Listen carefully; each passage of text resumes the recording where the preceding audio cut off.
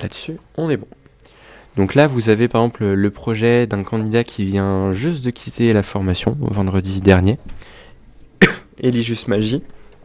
Il y a aussi d'autres très bons projets sur ce groupe-là, donc je vous les rajouterai sur le drive si vous voulez aller voir ce qui se fait à gauche, à droite, sachant que je vous ai déjà mis des projets existants sur les sessions que j'ai eues encore avant, exemple dossier ancien candidat, avec les 3 supports majeurs à rendre pour l'examen. Examen qui, pour rappel, se fera uniquement à l'oral. Pas d'examen sur table, donc pas de site à coder, par exemple, en direct, comme ça pouvait être le cas avec l'ancien titre professionnel. Bonjour Laura. D'ailleurs, titre professionnel, alors Adrien, t'étais pas encore là quand je le disais, mais certains se posaient peut-être des questions et pouvaient s'inquiéter quand je vous disais que le titre professionnel CDI allait être possiblement retravaillé. Comme chaque titre professionnel, après un certain nombre d'années, ils sont renouvelés, supprimés ou retravaillés. Dans le cas de CDI, sachez que du coup nous on attendait et on attend encore confirmation, mais normalement CDI sera reconduit pendant encore au moins 1 an. Sans modification. Ok, merci pour l'info. Voilà. Donc vous avez du coup les supports exemples juste ici. Je repasse rapidement ce dossier. Dans ce dossier, je ne vais pas m'arrêter sur chaque élément en détail. Pourquoi ? Parce que je vous ai mis une petite checklist ici. Je fais retour en arrière alors que c'était là. Dossier projet. Je vous ai mis une petite checklist où je vous dis tout ce qu'il doit y avoir dans votre dossier projet. Le minimum. Pourquoi je vous le mets ? Parce que moi j'ai tendance à un peu m'emporter et du coup vous sortez avec des dossiers, je vous le disais, qui font 100 pages. Coût d'impression, c'est pas mon objectif de vous ruiner. Donc sachez qu'il y a le minimum dans cette checklist là. Parfois ne m'écoutez pas quand je vous dis de développer une charte graphique ou d'aller un peu plus loin sur le design system. On peut faire beaucoup de choses ensemble, mais présenter un bon résumé au jury. Sans revenir en détail sur tout.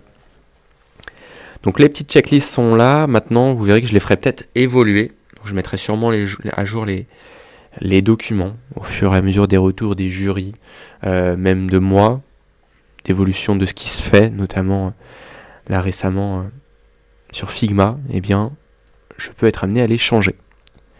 Donc cette checklist récap tout ce qu'on attend de vous, notamment un résumé du projet. Pour commencer, hop, alors, je me suis trompé, dans son cas il est plutôt ici. Se présenter soi et présenter, résumer le projet. Ensuite, eh bien, vous pouvez, alors la gestion de projet n'est pas ajoutée et n'est pas évoquée dans le dossier projet. On verra peut-être qu'à l'oral je vous inviterai à évoquer comment vous vous êtes organisé. Mais dès qu'on se sera donné du coup les bons outils, demain matin on commencera tous ensemble par une grille de questionnement qui pourra être réalisée sur n'importe quel outil. Vous pouvez avoir cette grille de questionnement et cet échange de vive voix avec un client ou lui envoyer un Google Form ou un outil similaire. Cette grille de questionnement va nous permettre de récupérer des infos autant sur l'entreprise en elle-même. Est-ce qu'il y a une étude de marché qui a été réalisée au départ ? On verra que pas toujours. Concurrents, cibles, valeur de l'entreprise, en quoi elle se démarque, mais on poussera aussi un petit peu plus loin. L'entreprise a-t-elle une identité visuelle ? Un site web existant ? Donc est-ce qu'on est sur une création, sur une refonte ? Et puis tout doucement, on va pouvoir commencer à parler d'autres supports. On va vous proposer de réaliser une vidéo, un support imprimé. Eh bien ce client, que pourrait-il attendre de ces supports ? Une fois cette grille de questionnement dressée, on va recevoir du coup des réponses de votre client. Hop. Qui nous permettront ensuite de construire ce qu'on appelle un cahier des charges. Cahier des charges, pour faire au plus simple, c'est un document qui va permettre de se mettre d'accord avec le client avant de commencer sur les objectifs du projet, mais aussi les livrables qui lui seront donnés à la toute fin. Pour faire vraiment plus simple. On se le représentera demain. Hop. Ensuite, on passera par une phase de benchmark étude de la concurrence, je vous inviterai à sélectionner 3 concurrents. On verra qu'il y a 2 types de concurrents, des concurrents directs et des concurrents indirects. Je vous présenterai leurs différences. Pour chaque concurrent, on va non seulement chercher à les présenter en quelques mots, mais surtout à faire une passe sur leur ambiance graphique. Est-ce qu'elle existe ? Est-ce qu'elle est travaillée sérieusement ? Est-ce qu'elle est déclinée sur tous les supports, réseaux sociaux, sites, etc. Et à travers tout ce benchmark, on va essayer de faire remonter les bonnes pratiques comme les mauvaises pratiques. Donc voilà. Même sur le référencement, l'accessibilité, je vous donnerai différents outils pour aller voir ce qui se fait. Partie réseaux sociaux. Et ensuite, on enchaîne sur les concurrents suivants. Une fois que nous, on va avoir fini, du coup, de réaliser l'étude de la concurrence, on va passer par, la stratégie web marketing, où tout simplement, on va chercher à se positionner par rapport aux concurrents qu'on aura analysés avant. Donc de connaître nos forces, justement, nos faiblesses, mais aussi,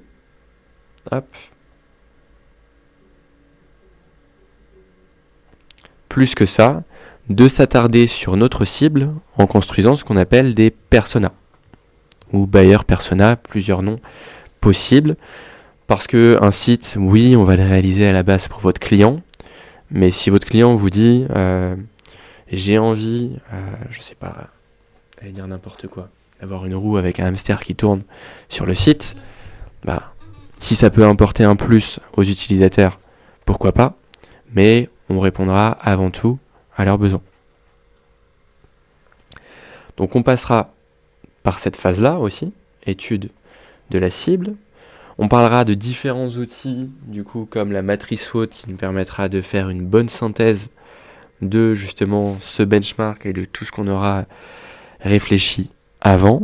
On envisagera un ton et un axe de communication. Pour faire au plus simple ce matin, comment est-ce que vous allez vous adresser à votre future cible ? Tutoiement, vouvoiement, ton humoristique, plutôt formel, etc. Qu'on cherchera à appliquer du coup sur vos supports. Enfin, et peut-être l'un des plus importants, on se fixera des objectifs. On parlera de méthodes particulières, notamment SMART, qui vous permettra de chiffrer et dater chaque objectif. Parce que si on ne chiffre pas, on ne date pas, comment savoir si 6 mois après, on a atteint l'objectif ? Je veux augmenter le trafic sur mon site. Ok ? Si moi je reviens 6 mois après, ouais, il a augmenté, mais je tire pas plus de leçons que ça. J'ai pu gagner 2 personnes dans mon trafic, comme 2000. Donc on utilisera cette méthode pour ça. On parlera de KPI, alors là, toute cette partie-là très axée marketing. Je ne vous demanderai pas d'être des professionnels. Moi, le premier, je ne le suis pas.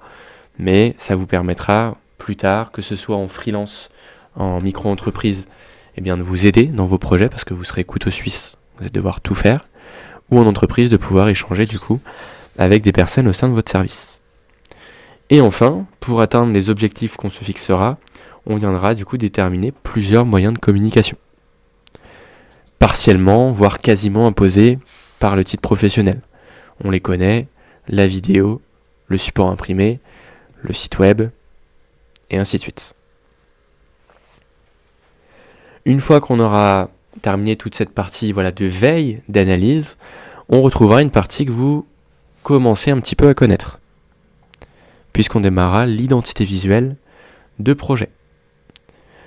On verra que je pourrais vous inciter à mettre 240 pages, mais vous voyez qu'on essaiera de synthétiser. Il y a beaucoup moins d'étapes montrées au jury que ce qu'on a fait réellement ensemble. Et vous pourriez me dire, et moi le premier, je pourrais me dire, c'est dommage. Il y a des choses intéressantes qui ont été faites avant. Ne vous inquiétez pas, le dossier projet que je vous montre ici et qui sera charté aux couleurs du coup de votre projet, il y aura aussi d'autres dossiers, notamment le diaporama qui sera affiché le jour J sur la télé, le vidéoprojecteur, face au jury. Et donc dans ce diaporama, on pourra apporter des petits compléments. Tout ce qu'on n'aura pas pu montrer dans le dossier projet. Donc ça, je le passe assez vite. C'est une étape. Hop. Voilà, toutes les esquisses, enfin toute une partie des esquisses, encore une fois. Les 3 axes travaillés jusqu'à arriver du coup sur le logo retenu par le client et donc la présentation d'une petite charte graphique. Quelques mises en situation pour le jury. Et une fois cette partie terminée, ensemble, on pourra vraiment se concentrer sur en soi le cœur de CDUI, la conception d'interface. Pareil, résumé, mais vous verrez qu'on passera au moins par ces grandes étapes, plus liées à l'UX qu'à l'UI, parce qu'on ne va pas tout de suite se projeter sur des couleurs, des tailles. On va déjà penser aux besoins utilisateurs. On parlera donc de user story. On parlera également d'arborescence, qui permettra du coup d'indiquer le nombre de pages dont on va avoir besoin et leur organisation les unes par rapport aux autres. On continuera par des étapes que je ne vais pas vous détailler ce matin, mais notamment le parcours utilisateur, de premier croquis sur Figma en niveau de gris, version ordinateur et mobile de vos pages. Une fois ces croquis terminés, on définira la charte graphique en quelque sorte de votre site qu'on appelle Design System. Au sein d'un Design System, on va pouvoir dans Figma venir définir des variables. Des variables de couleur, des variables de texte et des variables d'espacement. Quand je vous dis déjà que je vais vous embêter parfois sur le pixel perfect, Figma étant mon outil préféré, on va notamment retrouver par exemple beaucoup de multiples de 8. Et on se dira pourquoi un peu plus tard. On fera des choses, alors encore une fois en fonction du niveau de chacun et du temps. Je vous demanderai pas forcément d'aller et d'aboutir au même niveau d'avancement, mais on verra par exemple que si on définit bien ces variables en amont d'un projet, je peux définir ce qu'on appelle des modes. Un mode ordinateur, tablette, mobile, comme je pourrais définir pour mes couleurs un mode dark et un mode light. Et là aujourd'hui vous pourriez vous dire j'ai fini ma version mobile, je vais faire ma version ordinateur, où là je vais en avoir pour 1 heure ou 2 d'adaptation, avec les variables, sans abuser, en 5 secondes, si vous les avez bien réalisées, vous passez d'une version mobile à ordinateur, avec un simple glisser, que toutes les variables s'adaptent. Voilà, on retrouvera une échelle typographique. Je vais dézoomer un peu. On retrouvera aussi ce qu'on appelle des composants. Un composant, c'est quoi ? Ce sont tous les éléments qui sont réutilisés plus d'une fois dans vos interfaces. Donc je pense aux boutons, au pied de page et à l'entête, majoritairement. Mais il y en a d'autres. Après ça, on pourra du coup réaliser vos maquettes haute fidélité. Voilà, toujours ordinateur, mobile. On verra justement ensemble quelles sont les différences entre l'interface ordinateur et mobile. Il y a des choses qui changent, il y a aussi des choses qui ne changent pas, si elles ont bien été travaillées.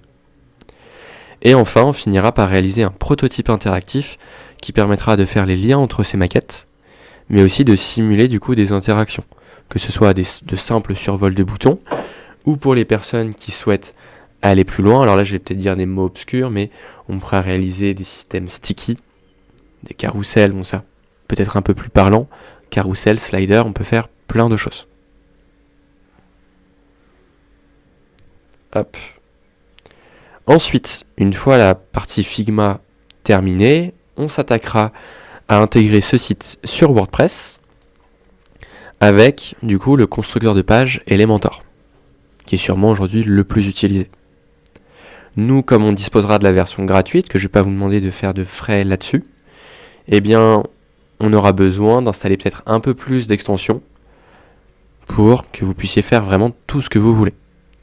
Maintenant, même en 100% gratuit, même en rajoutant des extensions complémentaires, il arrivera que certains d'entre vous soient, assez optimistes au moment de la maquette, parce qu'en soi, pour beaucoup d'entre vous, vous n'avez jamais utilisé WordPress, et même pas codé. Donc parfois on envisage plein de choses sur la maquette qui sont un peu moins faisables. Mais sachez qu'il y aura toujours la possibilité de rajouter du code additionnel, du CSS notamment ou du JavaScript, pour aller un petit peu plus loin. Ça, je n'obligerai aucun candidat à ajouter du CSS additionnel. Le jury non plus d'ailleurs. C'est ceux qui veulent emmener leur projet plus loin, le feront. Mais ne vous inquiétez pas là-dessus, ce qui peut vous sembler obscur sur ce fond noir là pour le moment, va tout de suite vous paraître beaucoup plus simple dès les premières journées.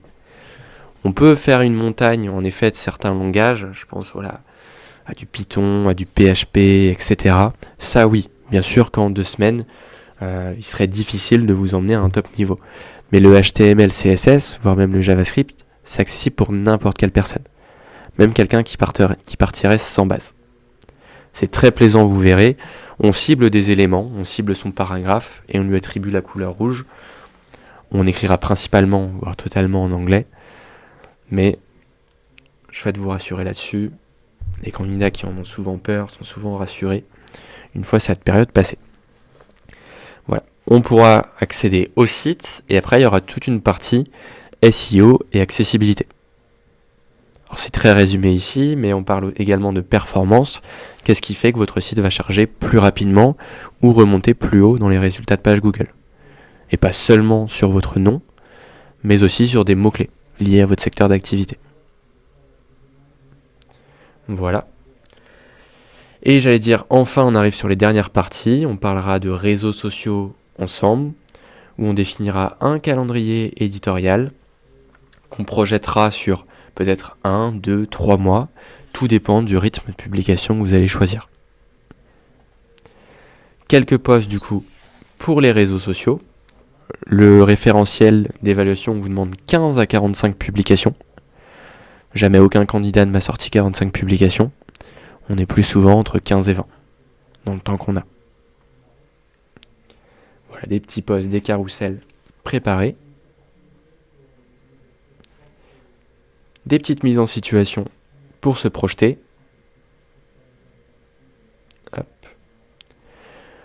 On passera par une partie du coup newsletter, emailing qui sera minime, nous dans l'information, parce qu'on passera une journée dessus.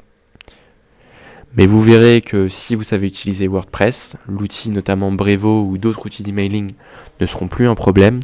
On en profitera surtout pour se donner les bonnes pratiques. Tout ce qui va être lien de désinscription, comment ne pas tomber dans les spams, comment convertir et aboutir à un clic sur cette newsletter. Parce qu'on sait que souvent elles ne sont pas ouvertes. Finissent à la poubelle. Et pourtant, on se donnera des chiffres ensemble, mais l'envoi de 10 000 emails, c'est, je ne vais pas vous dire de bêtises, mais je crois que c'est un trajet de 500 km en voiture. Donc faut pas oublier l'impact de tout ce qu'on fait. Et enfin, on présentera du coup 2 supports de communication. Le premier avec un flyer. Libre à vous. Une affiche, un flyer, 2 volets, 3 volets. Un flyer simple recto verso. Tout sera possible à partir du moment où vous allez réussir à justifier le pourquoi vous l'avez choisi. Est-ce que c'est pour distribuer à la volée? Est-ce que c'est pour le mettre en salle d'attente? Est-ce que c'est pour une distribution sur des salons ou un affichage en vitrine? Lié à ce flyer, on parlera du coup de tout ce qui est paramètres d'impression, 300 dpi, CMJN, les fonds perdus, les marges, mais on n'oubliera pas, et je pense que ça a été présenté ici mais je l'ai passé, alors j'espère qu'il pensera à en parler à l'oral, mais de l'importance des mentions légales sur ces documents. Ne pas jeter sur la voie publique, Pictotriman, crédit photo, nom adresse de l'imprimeur, etc. On verra que tous ces éléments, alors là je m'arrête sur le flyer mais je repense au site, on va pas les positionner aléatoirement. On se donnera des méthodes notamment liées au marketing pour privilégier une conversion et une lecture de l'ensemble du contenu. On finira ensuite par la vidéo avec un storyboard du coup de votre animation de logo pour le projet qu'on animera sur After Effects. Ensuite du coup la vidéo promotionnelle en elle-même. 2 possibilités. La vidéo complète, soit vous faites de la prise de vue, Donc ça peut être très sympa, une très belle expérience à faire, même si c'est pas notre spécialité. On se donnera des conseils et des tips. Petite coquille ici, aïe. Et il y a aussi une autre possibilité. Certains candidats parfois, pas possible de faire des prises de vue, je suis sur un projet fictif et je trouve pas de ressources en ligne. On peut faire la vidéo en full motion design. Donc en full animation à partir d'éléments 2D, 3D et de texte. Mais il faut juste avoir conscience que le motion design, ça vous prendra plus de temps qu'un simple montage en prise de vue sur Premiere Pro. Peut-être même beaucoup plus de temps. Mais vous allez avoir ces possibilités-là. Voilà.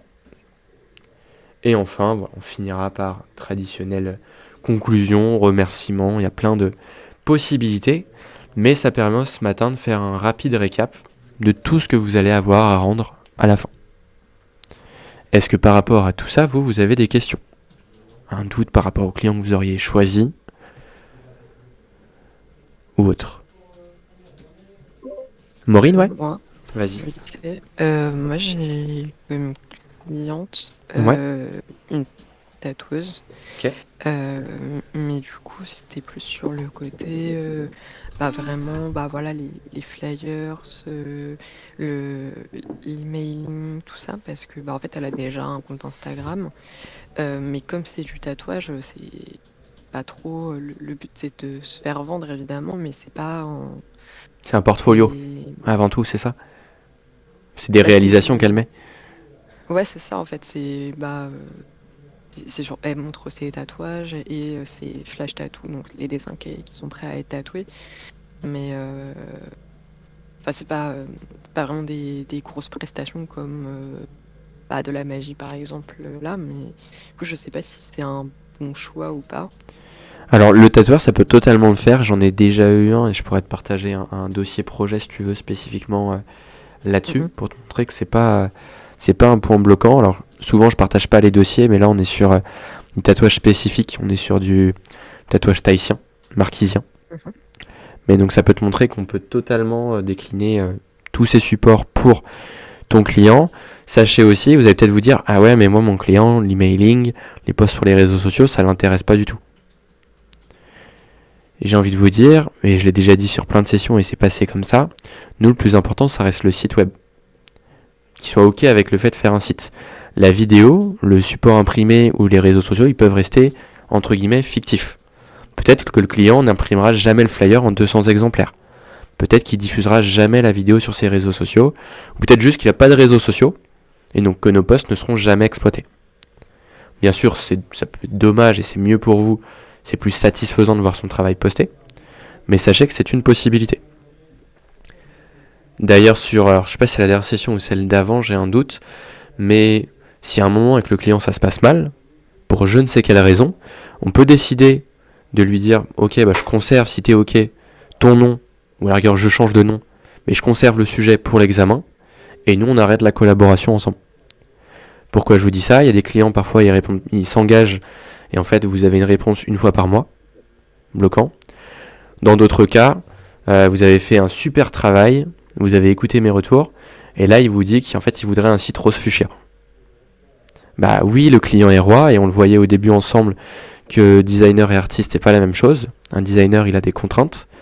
Mais dans le cas de l'examen, même si le client est roi, il faut quand même qu'on propose quelque chose de solide qui vous permette de valider des compétences. Donc on n'acceptera pas toutes les modifications du client. Notamment peut-être le rose fuchsia sur tout le site. Donc sachez que vous avez aussi ces possibilités-là. Ouais, en fait, c'était surtout pour la partie, ce qu'on vient de voir avec l'emailing, tout ça, parce que comme c'est surtout des mails de newsletter, de démarchage promotionnel pour un tatoueur, une tatoueuse, c'est pas forcément très pertinent. C'est Alors pour ça que- après, justement, c'est là où on verra la différence entre une newsletter et emailing. Ce genre d'email peut être prévu juste pour donner des infos. Partager, tu vois, des conseils, des astuces qu'on aurait postées sur le site pour rediriger sur le site, mais sans forcément avoir toujours l'objectif de vendre ou de donner un code promo. D'accord. Maintenant, pareil, on passe une journée sur la newsletter. Souvent, c'est la partie du projet qui n'est pas utilisée par le client derrière. Parce qu'on s'en fait, nous, une simple intro. Ouais, du coup, en fait, il y a certaines petites parties qui peuvent être fictives et qui seront pas utilisées par le client parce que ça lui apporte pas grand intérêt, quoi. Exactement. Ok, Pas grand intérêt, ça je vous le marche. dis, hein, moi j'ai... alors c'est les sessions, du coup il y a 3 sessions.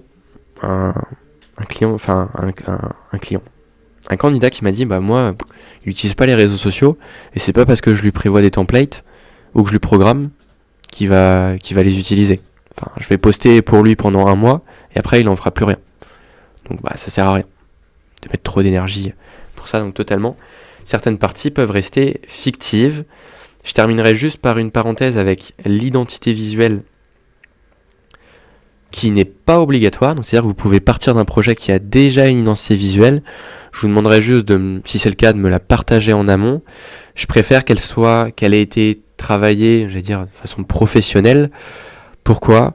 J'ai déjà eu des projets où le candidat m'a dit, j'ai déjà une identité visuelle existante. J'ai peut-être fait l'erreur de dire, ok, pas de souci. Et au final, on a avancé dans le projet. C'était un logo qui avait été réalisé sur Canva. Le candidat n'avait accès à aucune version vectorielle. Vous me direz, bah, aujourd'hui on peut vectoriser sur Illustrator, mais le logo comportait beaucoup trop de détails. C'était quasiment une illustration, c'était quelque chose de très floral. Imaginez là tout ce qu'on peut faire à partir d'une pétale et d'une branche, et animé sur After Effects ou utilisé au quotidien. Les couleurs, ben, bref, rien n'allait. Le candidat s'est tiré une balle dans le pied à cause de ça. C'était pas évident à décliner sur le site et sur les autres supports. On en parlait par exemple, Katia, toi tu as une identité visuelle existante, elle a été travaillée très sérieusement, et moi je te disais, je me projette totalement sur un projet qui serait créé avec celle-ci. Mais ça voilà, c'est la petite marque d'attention, il faut aussi que l'identité visuelle elle vous parle. Si elle vous inspire pas du tout, vous allez trouver les 6 prochains mois assez longs, forcément. Une question aussi, Vas-y. Valentin. Quand tu nous as présenté, là, il y a 2 semaines, enfin, au début Ouais, de la formation, qu'il fallait trouver un projet avec le client, donc tu nous avais mis le site, l'identité visuelle, la veille, ouais. réalisation d'une vidéo. Mais en fait, quand tu dis trouver, c'est pas en choisir une et la présenter. Il faut toutes les faire, en fait. Il faut toutes les présenter dans le dossier. Toutes les présenter, tout ce que tu auras réalisé. Bah, en fait, moi, ce que j'ai pas compris, alors, Ouais, excuse-moi, non, je vas-y, m'exprime on en peut-être mal, mais profite. quand tu nous as fait la liste, tu Mhm. vois, je l'avais noté, site web, identité visuelle, veille, réalisation d'une vidéo, calendrier éditorial, publication réseau, support print. Moi, j'avais compris qu'il fallait en choisir une dans toute la Ah, liste et un de la ces éléments, développer. c'est ça? Voilà, moi, c'est ça que j'avais compris. Et là, Non, tu non, dis, quand exactement, bon. présenter, en fait, il faut qu'on développe chacune de cette liste que tu nous as donnée, Exactement, en fait. c'est ça. Et c'est ça qui fait que du D'accord. coup la formation CDI est assez riche et qu'en fait on va pas réellement faire beaucoup d'autres choses que le projet. On aura des parenthèses à D'accord. gauche à droite où je vous proposerai de faire une maquette de site portfolio. Je vous proposerai du coup d'intégrer un site en HTML CSS à côté du projet. Mais sinon en effet c'est vraiment le projet qui va nous guider sur les 5 prochains mois. Enfin un petit peu moins maintenant ce qu'on a commencé depuis 2-3 semaines. Et j'ai aussi une autre question. La société où Ouais, normalement ça va être validé, il a trois marques en d'accord. fait. Et c'est possible que je travaille un peu sur les trois. Est-ce que ça pose problème? Genre si je fais, ils ont déjà un site web, mais si je fais une refonte sur un site, mais que je fais un support visuel sur l'autre marque, qu'ils font ensemble en fait. Ils Bah, vendent leur bloc, le mieux on ce a serait quand d'autres. même que tu restes sur une marque. De se dire, Ouais. Mais il faut bah, que je choisisse avec lui la marque qu'il veut que je développe façon de parler. exactement. Le mieux, c'est celle qui a un site à développer. Et si cette marque, elle a déjà un flyer, par exemple, ce qu'on se disait, bah, nous, on fait une autre flyer qui restera fictif. Mais je pense que ce sera moins. Bon, j'allais sortir le terme bourbier. C'est pas le terme, mais euh, c'est votre premier projet pour beaucoup. Donc, quand c'est votre premier projet, je chercherai la facilité avec un projet et pas forcément vous éparpiller sur plusieurs où on n'a pas forcément cette impression, mais rajouter du travail sans le vouloir. Ok, d'accord. Ok, Voilà pour ça, pas de souci. Et puis pour les projets, parce qu'en soi vous avez encore jusqu'à demain matin, donc il y a peut-être un client qui va arriver dans vos DM cet après-midi, mais pensez vraiment à tout. Vous pouvez aller voir le club de tennis, le club de foot du village d'à côté. et leur proposer de travailler pour eux. Ça fonctionne. Et je trouve ça assez sympa aussi, parce que c'est souvent les associations des gens qui n'ont pas forcément le budget pour. Donc c'est le petit rappel pour ça. Donc moi je ferme le dossier projet, vous avez des exemples sur le Drive. Je les passe assez rapidement aussi, c'est plutôt si vous voulez les mettre de côté. Voici les noms de domaines de sites existants réalisés sur les dernières sessions. Vous avez par exemple ici Madame Passion, une candidate qui travaillait pour une cliente qui propose des prestations de pole dance. On a eu ici, alors beaucoup plus enfantin, mais un site pour un groupe scolaire. Ici. Bon, après on verra, voilà, la vidéo là incrustée ici sur YouTube, qui aurait peut-être pu être mis autrement en termes d'incrustation. Vous avez, hop, ici, Écrin de fraise, qui est du coup une marque qui propose et qui vend des fruits enrobés de chocolat. Vous avez Elijus Magie, un magicien. On a vu le dossier projet tout à l'heure. Oula, il y a eu un problème sur le site, il y a plein de choses qui ont disparu.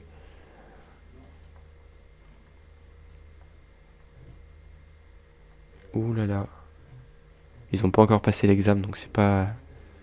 Il y a des choses là normalement, peut-être que le candidat est en train de le modifier en ce moment. Et on parlait de position sticky. Sticky, c'est ça. C'est le fait qu'il y a des éléments qui restent fixes pendant le scroll. Voilà, donc n'hésitez pas. Vous verrez de toute façon dans les dossiers qu'il y a beaucoup d'autres projets que vous pouvez aller voir avec chacun leur force. Par exemple, bon, c'est vrai qu'Elijus Magie était un très bon projet en général, mais là par exemple je ne me suis pas attardé sur un candidat sur son site, mais par contre s'il a eu une vidéo promotionnelle qui était géniale, donc vous avez aussi des exemples dans les dossiers vidéo et flyers. Normalement si vous voulez voir ce qu'on peut attendre de vous. Voilà pour ce premier résumé. Hop. Et ensuite, du coup, on va pouvoir parler ensemble de gestion de projet. Alors, la gestion de projet, nous, on a un petit cours en CDI. D'ailleurs, couverture magnifique, au passage. J'aime bien le dire. C'est très réussi. Et j'ai été piquer un cours, du coup, au titre professionnel développeur à côté. Parce que c'est un cours que nous aussi, on peut utiliser.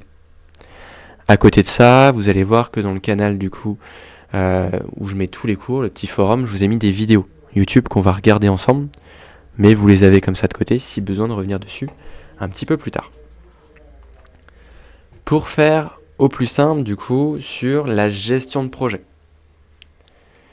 La gestion de projet, nous, on va essayer, dans cette gestion du projet, de travailler de manière agile. Travailler de manière agile, ça veut dire quoi ? C'est qu'on va constamment, au fur et à mesure du projet, prendre en compte les avis du client, ses besoins et éventuellement leur évolution. Donc quand on travaille de manière agile, c'est ne pas considérer que ce que pensait le client le jour 1, quand on a fait la grille de questionnement, c'est forcément ce qu'il va penser tout au long des 5 mois. Un projet peut évoluer, il y a peut-être des choses qu'il ne va plus vouloir, ou justement il va peut-être penser à d'autres choses. Donc le client va vraiment être placé au centre de la méthode qu'on va utiliser. Et donc les méthodes agiles, parce qu'il y en a plusieurs, elles sont dites itératives et collaboratives. Alors vous travaillez seul sur un projet, mais je vais vous montrer à travers les vidéos que sur le développement, notamment de gros projets, applications, logiciels, eh bien on travaille du coup en équipe, où chacun a son rôle. Et donc, itérative, ça veut dire quoi ? Ça veut dire qu'on va fonctionner par boucle. On va terminer une étape du projet avant d'en enchaîner une nouvelle. Mais ce sera beaucoup plus parlant avec ce que je vais vous montrer juste après. Ça, par exemple, c'est tout ce qu'on va éviter. Et je dis pas que c'est interdit, il y a des gens qui fonctionnent comme ça, parce que le client n'est pas disponible et s'en fiche, si on peut donner le mot. Mais ça, c'est la méthode dite en V. C'est le contraire de la méthode agile, ou des méthodes agiles. Ça consiste à récupérer les besoins du client, Pour faire au plus simple, travailler en sous-marin pendant X semaines ou mois, et de revenir le voir avec une version qui peut être testée et utilisée. Nous, on va éviter de faire ce genre de choses. On va plutôt essayer de montrer au jury, alors je garde pour après, on se rappelle les avantages, les inconvénients. Avantage, c'est facile à mettre en place. Inconvénient, difficile si le client, du coup, imaginez, a changé d'avis, hop, ici, nous on le saura qu'à la fin. Hop, je vais me faire avoir à chaque fois que je vais changer de diapo. Et donc oui, le produit est délivré seulement à la fin du projet. Alors vous allez me dire, oui, mais nous en CDI, le projet qu'on va faire, en soi, je vais tout leur envoyer qu'à la fin, quand tout sera fini. Mais si demain vous êtes amené à travailler, justement, là je parlais de logiciel et d'application, une application, elle sort jamais quand toutes ses fonctionnalités sont terminées. Souvent, une application sort avec les fonctionnalités les plus importantes, essentielles, qui lui permettent de vivre. Et au fur et à mesure, d'autres itérations, d'autres semaines de travail, d'autres fonctionnalités moins importantes sont rajoutées. Si je prends l'exemple d'un site e-commerce ensemble, si je fais un site e-commerce, moi je considère que la fonction de panier et de commande, elle est primordiale. Sans ça, c'est pas un site e-commerce. Donc ça ferait partie des fonctionnalités que j'intégrerais dans la première version qui serait mise en ligne. Par contre, si on me dit « Ah tiens, on aimerait bien développer une partie qui s'appelle liste d'envie », vous en voyez de plus en plus sur les sites internet, ça prend souvent la forme d'un petit cœur où vous pouvez mettre de côté, sans mettre au panier, des choses qui vous plaisent. Ça, c'est peut-être une fonctionnalité qu'on peut envisager un peu plus tard, qui n'empêche pas le site de vivre. Nous, du coup, on va plutôt travailler de cette manière, et vous verrez juste après, les vidéos seront beaucoup plus parlantes et s'arrêteront sur chacune de ces étapes. Mais donc, on va faire une demande au client via notre grille de questionnement, mais aussi via des échanges sur les canaux que vous allez solliciter, WhatsApp, Messenger, numéro de téléphone, peu importe, Google Meet. Nous, on va passer par une phase du coup d'analyse, de réflexion, mais aussi de planification et d'organisation. Et donc, on va travailler par itération. Donc, hop, on va, vous voyez, itération, dire qu'on peut démarrer cette boucle-là et passer 1, 2, 3 semaines ou plus dessus pour réaliser une partie des choses que l'on doit produire. Alors nous, en CDI, c'est beaucoup plus large parce qu'il y a une boucle pour l'identité, on va revenir sur une nouvelle boucle à travailler par exemple pour la partie marketing et ainsi de suite. Mais vous verrez que dans le cas d'une application, peut-être que la première boucle va justement concerner l'ajout au panier parce qu'il est prioritaire et après on envisagera la liste d'envie sur une deuxième itération. Les avantages des méthodes agiles, on se les est donnés dès le début ici, c'est que ça permet à votre client d'être impliqué dans le projet. Il y a des retours en arrière possibles, ou en tout cas plus faciles. Si votre client, quand vous avez terminé votre identité visuelle, vous dit que ça ou ça sur le logo ça marche pas, c'est plus facile à corriger maintenant que dans 5 mois, quand il y aura tout à corriger. Voilà, et le problème, le gros inconvénient, j'espère que vous serez concerné le moins possible, mais gros inconvénient, c'est disponibilité et implication du client. C'est difficile de travailler de manière agile si le client répond jamais. Et par contre, qui vous fait tous les reproches du monde en dernière semaine, juste avant l'examen. Moi, ce que je ferais, c'est que je vous mettrais du coup à côté ce cours qui est plus complet, du coup, des développeurs sur le Drive, si vous voulez. Je le reprends pas là parce qu'en fait, il synthétise ce que je viens de vous dire. Et les propos texte, j'ai essayé de pas vous barber avec ça, parce qu'on voit beaucoup de choses ce matin, mais ils seront redits dans la vidéo. Je pense que ça passera un peu mieux que des choses à lire, mais vous les avez là si besoin. Je fais juste une parenthèse, parce que nous, après, là, on a parlé de méthode agile, c'est les méthodes agiles pour moi, parce qu'il y a plusieurs méthodes. Et donc là, dans ce cours des développeurs, la méthode Kanban, dont on parlera après, qui consiste à un tableau, ici, est dissociée de la méthode agile, mais pour moi, Kanban, qu'on se présentera juste après, est une méthode agile. Alors, elle est plus light, parce qu'on n'a pas vraiment de planning imposé. On le verra avec Kanban, on fait les choses quand on a envie de les faire. Mais vous verrez dans la vidéo que c'est aussi une méthode agile. Alors, je vais vous récupérer les petites vidéos. Si j'y arrive, décidément. Hop. Et vous allez pouvoir me dire si vous avez du son. Parce que parfois, mon stream ne le partage pas. Hop. Là, Qu'est-ce que c'est? Et pourquoi choisir ce mode? Ouais, là c'est bon, ça l'a mis. Super. Alors, on se passe 3 petites vidéos qui sont assez rapides, mais qui vont me permettre d'éclaircir tout ça. Je reprendrai des détails juste après. L'agile, qu'est-ce que c'est? Et pourquoi choisir ce mode pour conduire un projet? C'est assez fort. Comme Thomas, marketing manager chez Covea, vous avez sûrement déjà entendu parler du mode agile.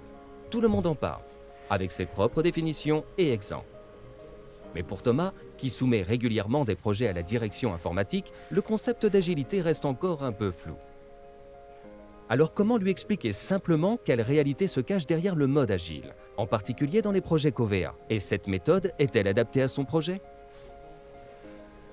Habituellement, quand Thomas souhaite développer une application web pour ses clients, le projet se déroule en 3 grandes phases.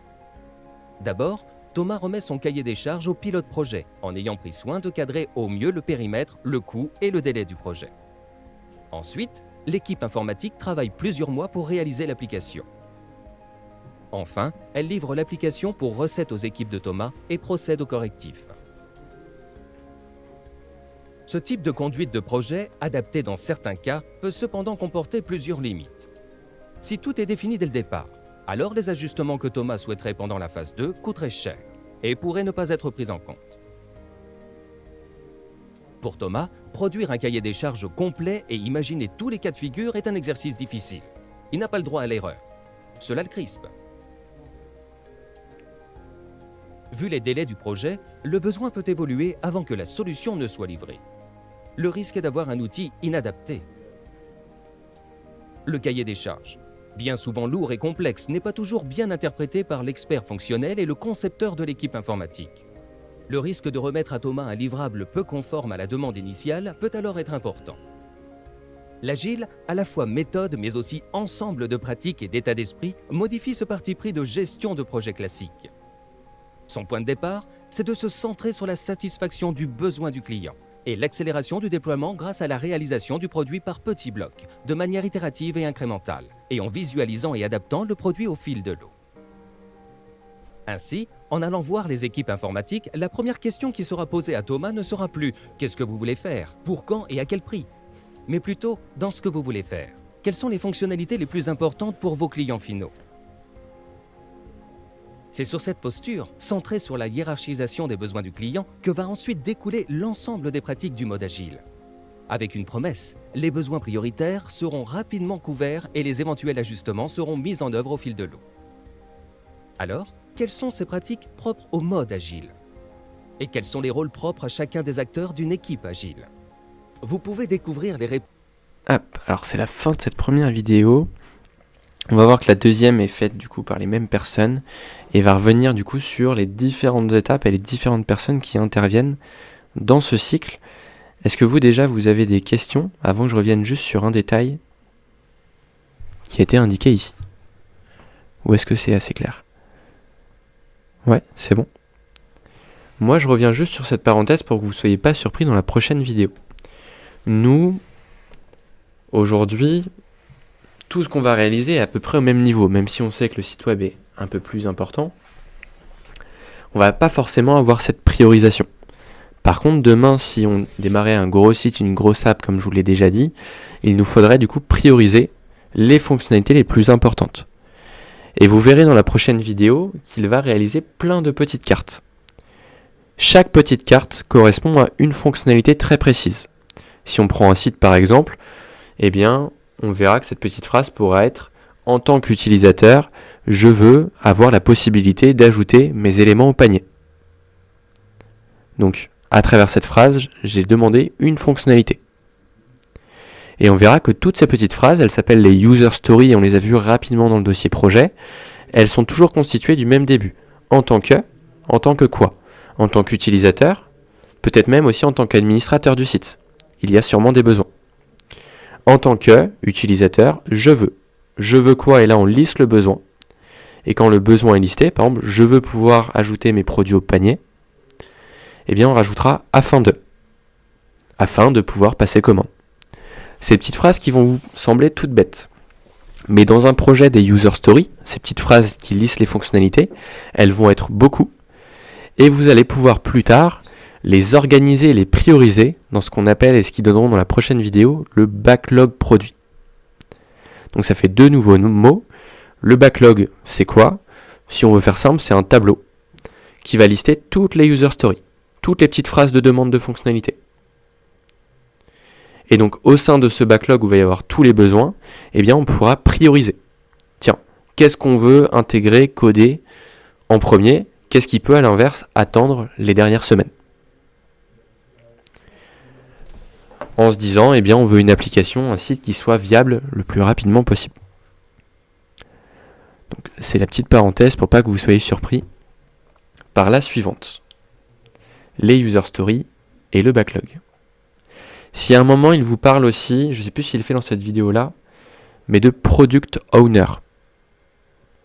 C'est un mot compliqué pour dire que tout simplement, au sein de l'équipe, il y a quelqu'un qui va jouer le rôle de client et qui va toujours s'assurer que ses besoins soient pris en compte. Et c'est la personne qui va aussi rencontrer le client, qui va faire le point avec lui. Je vous lance du coup, hop, la deuxième. Le déroulement d'un projet de réalisation en mode agile. Livré tôt et souvent grâce au sprint. La phase de préparation du projet en mode agile a été réalisée. Place au sprint. Un sprint, c'est un cycle court de quelques semaines dont la finalité est de réaliser les user stories prioritaires, prises en haut du backlog produit à hauteur de ce que l'équipe de réalisation estime être en capacité de produire. Chaque sprint est composé de plusieurs séquences. D'abord, le planning meeting. C'est à cette étape que le product owner, en collaboration avec l'équipe de réalisation, va sélectionner les user stories à réaliser. Plusieurs critères seront pris en compte. Sa valeur pour le client, ses contraintes techniques et la capacité à faire de l'équipe de réalisation. Dans une seconde séquence, l'équipe projet travaillera durant le sprint sur la réalisation des user stories. Une des clés de cette étape, c'est la communication et la collaboration entre les membres de l'équipe. Des réunions sont notamment organisées tous les matins pour que chaque membre de l'équipe de réalisation puisse partager ses avancements et ses difficultés. C'est ce que l'on appelle la daily meeting. À l'issue de cette phase de réalisation, une démonstration est organisée pour présenter le travail de l'équipe aux product owners et aux key users qui pourront faire un feedback. Dernière séquence, la rétro. Cette réunion permet à l'équipe agile d'échanger sur ce qui s'est bien passé, mais aussi sur ce qui a été plus difficile à réaliser. Organisées à chaque fin de sprint, les rétros permettent de ne pas attendre la fin du projet pour s'améliorer. Cette suite de 4 séquences constitue les cérémonies d'un sprint pour réaliser une partie de projet. Un projet est donc composé d'une série de sprints qui aboutiront à la réalisation du produit final. C'est ainsi qu'avec le mode agile, on peut livrer tôt et souvent.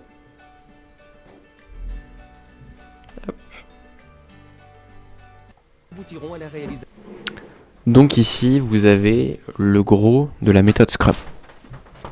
La méthode Scrum, c'est pas celle que nous on va directement utiliser, parce que vous verrez que souvent elle implique justement une équipe, là où vous travaillez seul.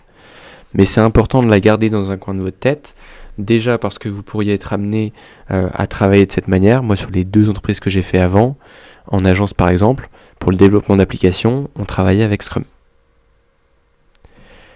Deuxième chose aussi qu'il est important de garder en tête, c'est que même si nous, on n'est pas sur Scrum directement, vous allez travailler justement un petit peu aussi en sprint. Vous l'avez vu, en fait on va enchaîner plusieurs boucles et chacune d'entre elles va correspondre à une étape de votre projet. L'identité visuelle, le marketing, le site, jusqu'à arriver à la fin. Maintenant, je vous ai dit, nous on va travailler de manière agile, ça c'est sûr, le client sera placé au centre du projet, mais on va peut-être pas exactement nous utiliser, en tout cas Scrum dans votre cas. On va plutôt utiliser la dernière vidéo que je voulais vous partager. Hop. Qui correspond à la méthode Kanban. Et je pense que... Dans les années 50, Hop. Toyota... Décidément, je n'arrive pas à cliquer. Autant Scrum est peut-être pas quelque chose qui vous parlait, autant je pense que Kanban, il va peut-être y avoir des petites lumières. Parce que c'est un tableau qu'on connaît Dans les années en 50, général. Toyota voulait rivaliser avec ses concurrents américains. Pour y parvenir, l'industriel nippon fit appel à un ingénieur, Taishi Ohno, qui eut pour mission d'optimiser la fabrication des voitures du constructeur automobile. Ce dernier inventa la méthode Kanban. Kanban est un mot japonais qui signifie étiquette. Dans cette vidéo, vous saurez tout sur la méthode Kanban et comment l'employer. Il faut savoir qu'avant, les industriels fabriquaient en masse et poussaient tout ce volume sur le marché. La méthode Kanban inverse les choses. C'est une approche dite lean qui tient compte de la demande pour déterminer le flux de biens à produire. La production est effectuée en flux dit tendu, justement en fonction de la demande. Bien adaptée à la gestion de la production, la méthode Kanban est aujourd'hui utilisée pour gérer toutes sortes de projets et elle est d'ailleurs particulièrement adaptée aussi aux projets marketing. Pourquoi ? Parce qu'elle s'appuie sur une approche simple qui représente visuellement un flux de travail sous forme de tableau qu'on appelle un tableau Kanban. Cette démarche permet de gérer facilement les priorités et de connaître le statut d'avancement de chaque tâche que l'on peut aisément prioriser. On classe par ailleurs la méthode Kanban parmi les méthodes dites agiles, tout comme la méthode Scrum. Voici comment fonctionne la méthode Kanban. La méthode commence par une courte réunion de 15 minutes entre les participants qui a lieu chaque jour, de préférence le matin. Ces meetings Kanban quotidiens se tiennent souvent debout. Les participants répondent à 3 questions. Ce qu'ils ont fait hier, ce qu'ils vont faire aujourd'hui et quels obstacles ils risquent de rencontrer. Les participants peuvent utiliser un tableau Kanban. Le tableau Kanban est très visuel et simple à comprendre. Dans sa forme la plus simple, il est doté de 3 colonnes. À faire, en cours et réalisé. Sur chaque colonne, on place des étiquettes, aussi nommées des cartes Kanban. Chaque carte Kanban représente une tâche à accomplir. À défaut de cartes, on peut d'ailleurs utiliser des affichettes ou des notes adhésives. Celles-ci sont placées soit dans la colonne « À faire »,« En cours » ou « Réalisé ». L'équipe verra ainsi d'un seul coup d'œil l'avancement d'un projet, simplement en constatant le nombre de cartes Kanban qui figurent dans chaque colonne. Au fur et à mesure de l'avancement du projet, les cartes sont déplacées de la colonne « À faire » à la colonne « En cours » pour finalement se retrouver dans la colonne « Réalisé ». Parfois, les tableaux Kanban contiennent une 4e colonne à gauche, nommée le backlog, également parfois appelée idée. Il s'agit de tâches sur lesquelles on ne travaille pas encore. Prenons un exemple de projet simple. Mettons que nous préparions un dîner. Dans la colonne « À faire », on aura par exemple le dessert et le café. Dans la colonne « En cours », on aura le repas et mettre la table. Dans la colonne « Réalisé », on aura l'apéritif, les amuse-bouches, le vin et les boissons. On voit déjà d'un coup ce qu'il reste à faire, ce qui est en cours et ce qu'on a déjà effectué. Dans la colonne backlog ou idée, on pourrait imaginer un autre repas comme le déjeuner, par exemple. Vous voyez, on a ainsi une vue d'ensemble facile à mettre à jour et où l'on voit immédiatement l'état d'un projet. À noter que dans certains tableaux Kanban, on peut ajouter une colonne test avant la colonne réalisée. Cela se fait en particulier dans les projets de développement technique qui requièrent que l'on teste une action ou une tâche avant de la considérer comme réalisée.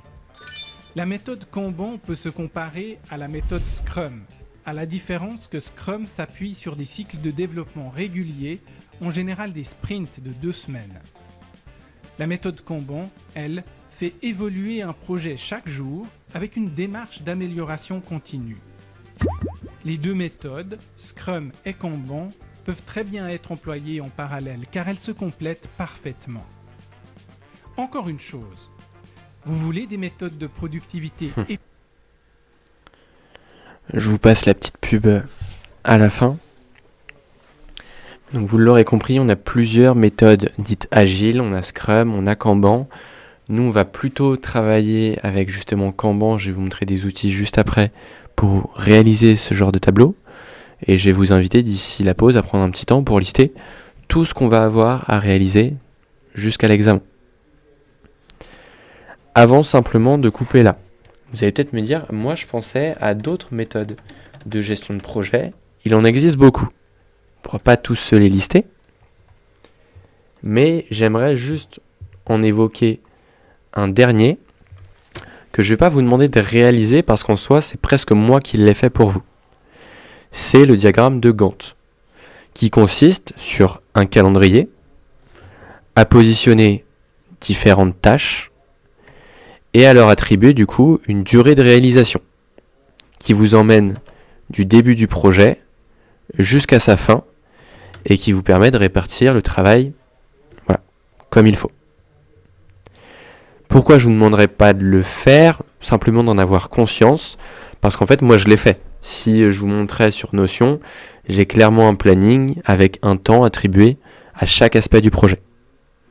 Donc si vous le faisiez, vous ne feriez que recopier ce que j'ai prévu. Et puis comme c'est votre premier projet, on va voir qu'on va aussi s'adapter. Parfois on passera plus ou moins de temps sur une notion. Ok ?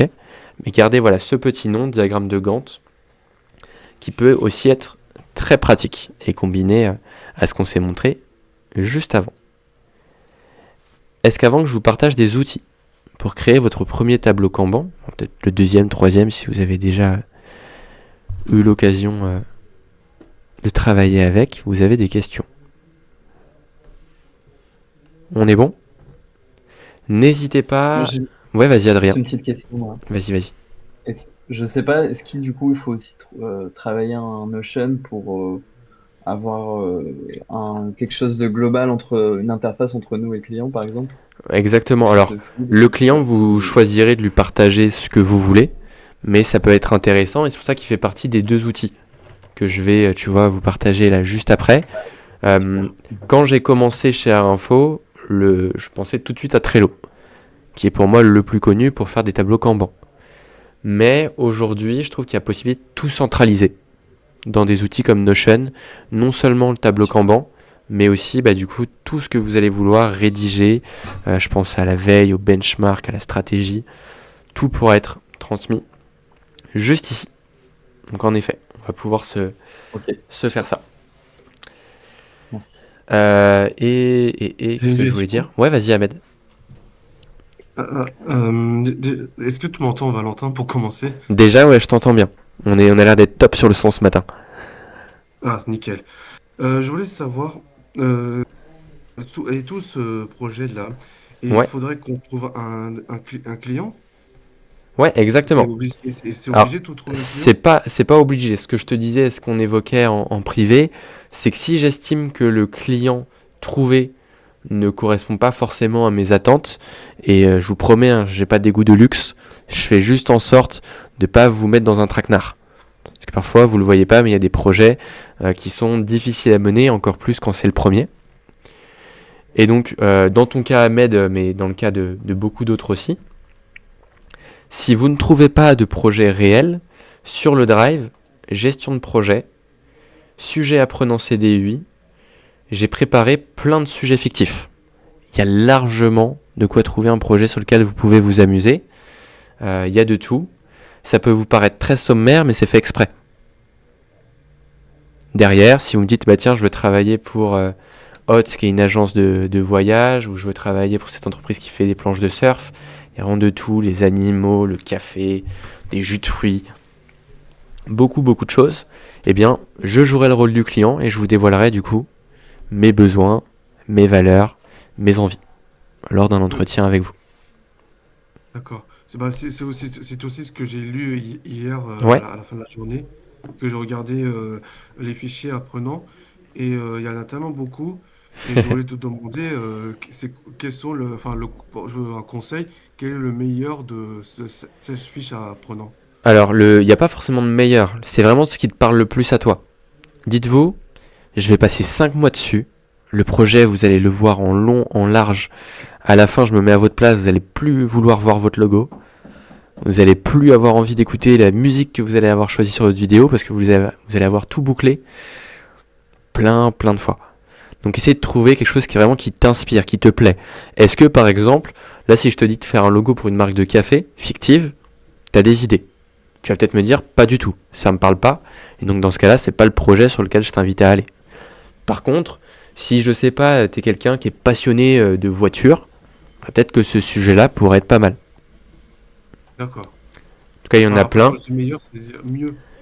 Bah après, il n'y a pas de mieux, parce que sinon, alors il y en a que je déconseillerais, parce que c'est pas moi, il y en a certains, c'est pas moi qui les ai rédigés, euh, mais ça dépend, parce que j'ai déjà eu des très bonnes choses. Mais par exemple, le projet sur les dispositifs de jeux VR,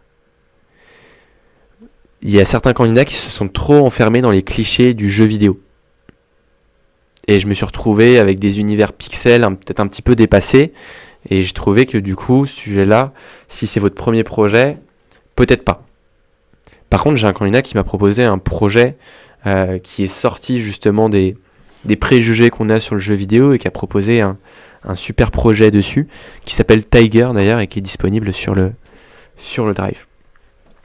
Donc au besoin, Ahmed, mais les autres, je peux aussi choisir le projet pour vous. Bon, je préfère éviter, c'est moins cool, mais s'il faut vous l'imposer, je peux aussi.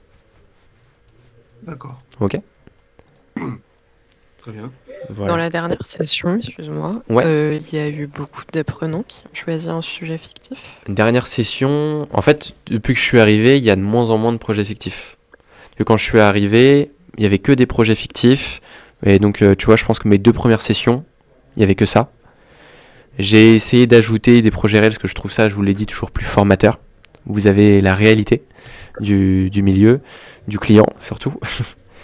Et donc, le temps a avancé, j'avais 50% de projets réels dans les groupes, jusqu'à mes 2 dernières sessions, où j'ai eu une session à genre 95% de projets réels, et la dernière, on n'était que 6, où j'ai eu 100% de projets réels. Ok. Voilà. Mais les projets fictifs, comme quoi, ils sont déjà passés face à des jurys, donc c'est aussi une possibilité. Si ça vous rassure, et que vous voulez pas forcément créer un stress supplémentaire avec des interactions, si c'est la première fois. Hop. Est-ce qu'on est bon de niveau question? Oui. J'avais peut-être une dernière Vas-y, question. on en profite. Est-ce qu'on peut s'imposer des contraintes techniques, notamment qui soient low-tech ou qui soient bas carbone, notre site ou des choses comme ça, ou c'est trop poussé? Tu peux, en fait, j'ai envie de vous dire, vous pouvez vous fixer des objectifs et vous verrez derrière, avec le temps, si vous êtes capable d'y répondre. On peut totalement ajuster, se donner cet objectif en première semaine, et si on se rend compte que vis-à-vis de vos compétences, ça n'a pas permis de l'atteindre, eh bien on ne le dit pas au jury. Par contre, si cet objectif a été atteint, bah on le valorisera face au jury. Ouais, ok, ça Donc marche. totalement. Mhm. Mais c'est un petit peu comme les Ok. maquettes. Souvent, vous allez peut-être voir les choses en grand, et parfois, vous allez les intégrer sans problème, et parfois, vous allez vous faire envie de plein de choses qui nécessiteront du code, et même si je dis que ce sera votre meilleur ami demain, le code, la réalité, c'est que il y en a qui préfèrent se passer de code sur le site WordPress, peut se comprendre, et donc il y a certaines choses qui étaient prévues sur les maquettes qui n'étaient pas réalisables. Donc on ajuste. Ouais, bien sûr. C'est comme le site, je crois que c'est clair, tu posais la question au début, si je pars sur un projet e-commerce, mais que j'ai pas le temps, est-ce qu'à tout moment je peux revenir sur un site vitrine? À partir du moment où ça marche avec le sujet, et que vous sentez que vous avez trop de travail, c'est possible aussi. À partir du moment où vous répondez au minimum demandé par le jury. Voilà. Je passe du coup sur les tableaux Kanban. Je vais passer plus vite le premier, ce que je le recommandais, je le recommande toujours, mais peut-être un petit peu moins que celui que j'ai montré juste après. Trello. Ici, vous avez le nom en haut à gauche. C'est un outil qui vous permet du coup de créer les colonnes évoquées lors de la vidéo. Donc vous pouvez en avoir plus que ça, mais au minimum à faire en cours terminé. Vous allez pouvoir lister les tâches, et j'ai même vous invité ces tâches à aller un petit peu plus loin en vous créant notamment peut-être des petites checklists à l'intérieur. Parce que une partie, on peut la découper en sous-parties. On l'a vu avec l'identité visuelle. On avait 5 étapes. Et au moins, ça vous permet vraiment d'avoir la sensation d'avancer.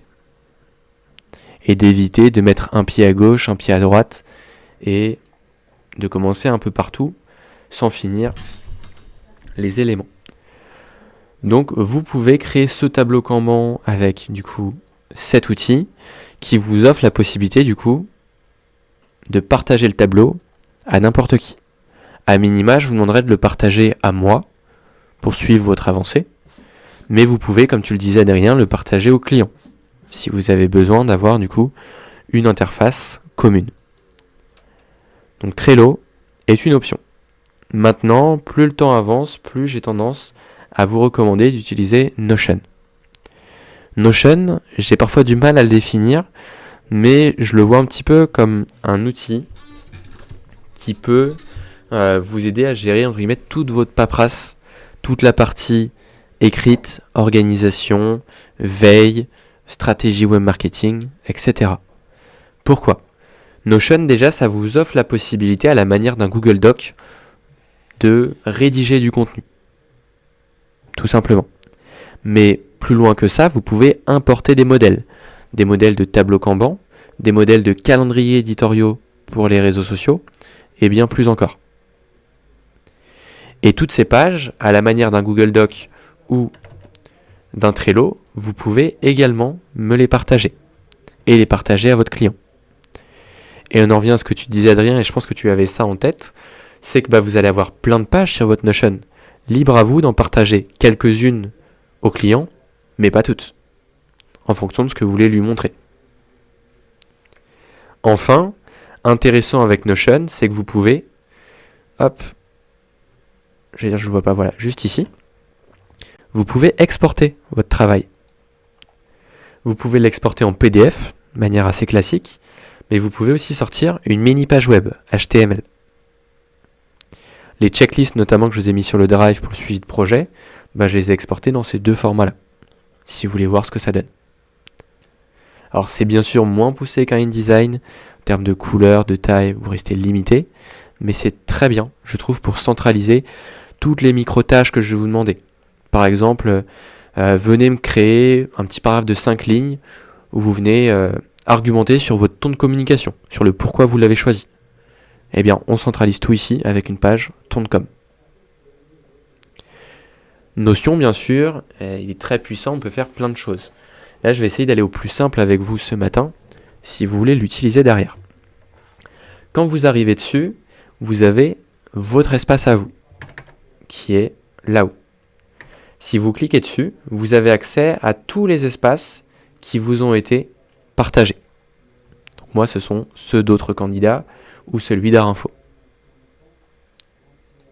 Une fois sur le vôtre, vous allez retrouver, du coup, 3 onglets principaux. Les contenus récents que vous avez créés, les contenus que vous avez partagés à d'autres personnes, et enfin, les pages privées qui n'appartiennent qu'à vous. Ces pages, vous allez pouvoir les créer avec le petit plus qui est juste ici. Ajouter une page. Je clique dessus. Et ici, une nouvelle page est créée. Je dois, comme toutes, leur donner un titre pour que ce titre s'affiche à gauche. Si je veux d'ailleurs avoir un flux de travail plus visuel, je peux ajouter et personnaliser l'icône qui s'affichera juste ici. Sur les 3 petits points, je dois avoir... Hop. Oh non, c'est pas là. Hop.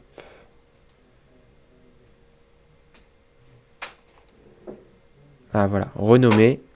Et ici, vous allez pouvoir changer votre icône. Une fois que cette page est créée, vous avez plusieurs options. Soit vous la voyez comme un Google Doc très classique, ou un Word, parce que je ne faisais pas la comparaison à ça aussi, où vous ajoutez le type de contenu souhaité.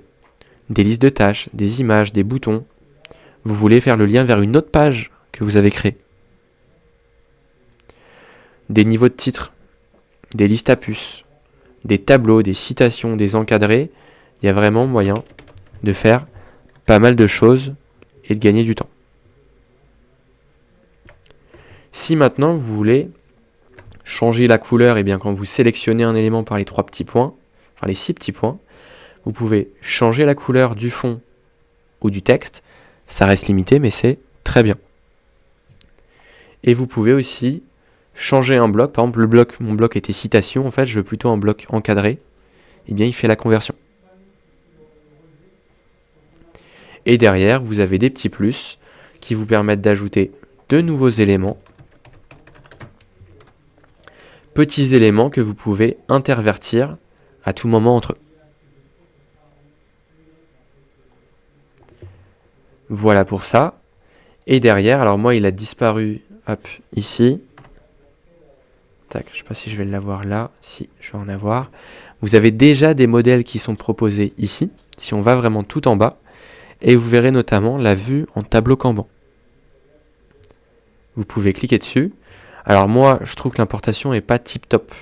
Je pense que si j'étais vous, je me créerais une page qui accueille juste le tableau Kanban. Directement l'attaque. Petite importation pour quelque chose de bien propre. En pleine largeur. Hop. Kanban par exemple si je travaille pour Tiger. Et donc là vous allez pouvoir du coup lister vos tâches à faire, en cours, terminées. Ce que je trouve très intéressant avec Notion, c'est que là il ne vous ajoute pas seulement une petite carte. Si par exemple là je dis identité visuelle, benchmark ce que vous le ferez dessus. Et bien une fois que j'ai la case benchmark qui a été créée, si je clique dessus, j'ai une page benchmark. Et donc ça vous permet de créer une page pour chaque contenu, d'en faire ce que vous voulez à l'intérieur. D'ailleurs moi là elle est ouverte en petit, mais si je veux la passer en plein écran, vous voyez j'ai ma page benchmark en plein. Et vous ajoutez le contenu réservé à cette notion. Derrière, vous découvrirez au fur et à mesure des petites options, comme la possibilité d'ajouter des propriétés, si vous voulez associer des emails, des personnes, des dates à une notion, c'est possible. Vous pouvez ajouter les icônes comme déjà évoqué, des couvertures pour rendre ça un peu plus visuel. Mais c'est vraiment, sans être un expert de Notion aujourd'hui, moi, c'est vraiment celui sur lequel je vous inviterai à pousser. Prendre le temps de découvrir, de tester, parce que c'est moi, en micro-entreprise, ce que j'utilise à côté. Je fais tout dedans. Enfin, ça on se le montrera plus tard, mais vous pourriez en avoir besoin quand vous créez une nouvelle page. Je vous ai dit qu'il y avait des templates déjà proposés de tableaux, mais vous avez aussi des modèles proposés par la communauté Notion. Et donc, sur celui-ci, alors on peut vite s'y perdre. Donc moi je vais aller sur modèle, et on verra ensemble qu'on fera un calendrier pour les réseaux sociaux. Hop. Je cherche. Et bien vous avez plein de templates déjà prêts pour des calendriers. Donc, si vous cherchez autre chose, essayez les mots-clés. Vous devriez trouver votre bonheur. Moi par exemple je vois que celui pour les réseaux sociaux, c'est celui-ci. En tout cas que je considère comme le meilleur. Et on peut l'ajouter à notre page. Il prend un petit peu de temps à s'importer, forcément. Un peu plus d'infos. Et quand il est importé, voilà. Il a été ajouté dans ma page et je peux le personnaliser, hop, comme je le souhaite. Et demain, on viendra, parce que là tous les réseaux sociaux sont cités, mais on pourrait rajouter des réseaux sociaux, en retirer et se l'approprier pleinement. Donc, pas d'obligation. Un candidat qui me dit, moi je veux rester sur du Trello et un Word Google Doc, vous pouvez. Mais je trouve que Notion, c'est vraiment l'idée de se dire, mince, où est-ce que j'ai mis mon contenu déjà ? Je sais que tout est sur Notion. Donc c'est forcément là-bas que je le retrouverai. Hop, et regarde si j'ai pas loupé de questions. Si, Maëva. Comment on fait si on choisit les mêmes projets fictifs? Faut en parler avant. Alors oui, c'est pour ça que je vous ai mis hop, un petit Google Sheet dans lequel je vous demande du coup de renseigner le projet que vous avez choisi. Et j'ai envie de vous dire, premier arrivé, premier servi. Donc le premier par exemple qui renseigne le projet Tiger aura le projet Tiger. Bon, par contre, désolé, je dispose pas de la VAR ou de caméra de surveillance. Donc si j'arrive demain et que je vois 2 Tigers, je compterai sur votre bonne foi pour me dire qui a choisi le projet en premier. Et exactement. Question, Maureen, tu as très bien répondu après. Ouais, vas-y.